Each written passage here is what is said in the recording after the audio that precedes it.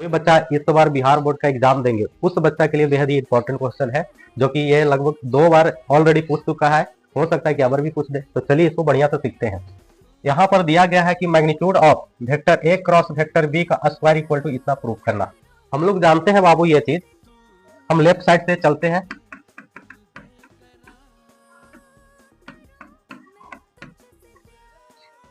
Magnitude of एक vector cross B vector का magnitude का क्या है बाबू, स्क्वायर है ना। तो यहाँ पर इसको लिख सकते हैं, A vector cross B vector को डिफाइन करके लिखा जाता है बाबू, ए वेक्टर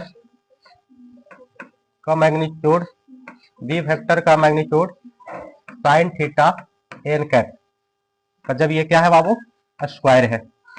यहाँ पर इसको लिखेंगे वेक्टर ए का मैग्नीट्यूड का स्क्वायर, वेक्टर बी का मैग्नीट्यूड का स्क्वायर, साइन स्क्वायर थीटा और एन कैप मैग्नीट्यूड का यहाँ पर स्क्वायर हो जाएगा। अब यहाँ पर तो यूनिट है, एन कैप एक यूनिट वेक्टर, इसलिए इसका वैल्यू 1 हो जाएगा। अब यहाँ पर ये बच जाएगा बाबू वेक्टर ए का मैग्नीट्यूड का स्क्वायर, वेक्टर बी का मैग्नीट्यूड का स्क्वायर, साइन स्क्वायर थीटा को क्या लिखोगे, 1 माइनस कॉस स्क्वायर थीटा लिखोगे।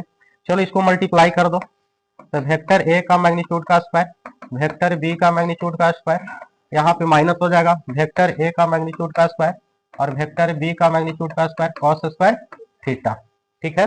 और हम लोग जानते हैं कि A vector dot B vector को डिफाइन करके क्या लिखा जाता है, magnitude of A vector magnitude of B vector cos theta.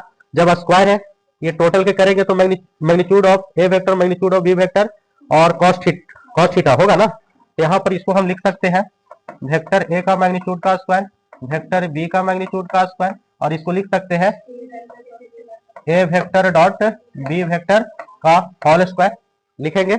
इसको आप चेंज करके क्या लिखोगे, A vector dot A vector और B vector dot B vector और A vector dot B vector और A vector dot B vector. जब square है तो हम इसको ऐसे लिख सकते हैं। अब इसको हम डिटर्मिनेंट फॉर्म में चेंज करके क्या लिखोगे, हम ऐसा लिख सकते हैं, कारण क्रॉस मल्टीप्लाई करोगे तो यही वाला आएगा, देख लो करके यही वाला आ रहा है कि नहीं। तो इसको हम चेंज करके हम डिटर्मिनेंट फॉर्म में क्या लिखेंगे, A vector dot A vector dot B vector और A vector dot B vector और B vector dot B vector. आ गया RHS, आप लोग समझ